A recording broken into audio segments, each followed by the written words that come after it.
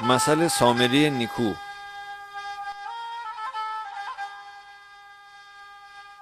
حتی روز یه تا از فقیهیون راست بیه تا با این سال ایسار دام دلدم بده.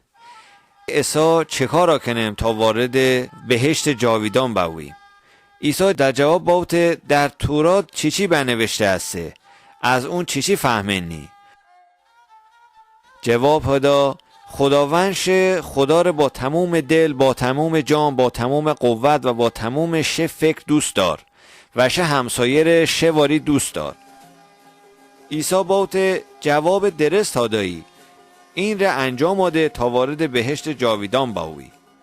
اما وی که خواسته شر تبره ها کنه، عیسی جه بپرسیه پس مه همسایه کی هسته؟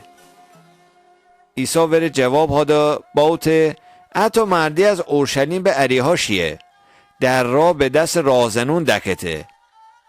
اونا وره لخت ها کردنه چوب ازونه و نیمه جان وره ول ها کردنه و بوردنه.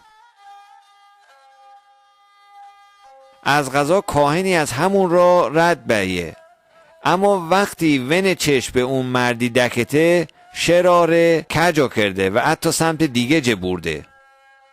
اتا نفر از طایفه لاوی ها هم اونجا رد بیه و هم وقتی به اونجا برسیه و اون مرد بدیه شراره کجا کرده و از سمت دیگه برده.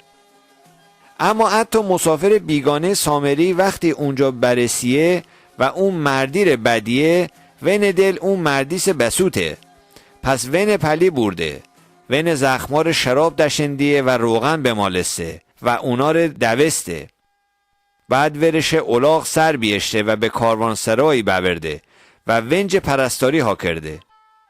روز بعد 10 دینار به کاروانسرادار هادا و ور باوت این مردیج پرستاری ها کن و اگر بیشتر از این خرج ها کردی وقتی بردگستمه تر دنبه. ایسا به نظرته کدومتا از این 3 نفر همسایه اون مردی بیه که رازنون دست دکته؟ و جواب هادا اون که ون دل ونسته بسوته. عیسی ور باوت بور و ته هم این کار رها کن.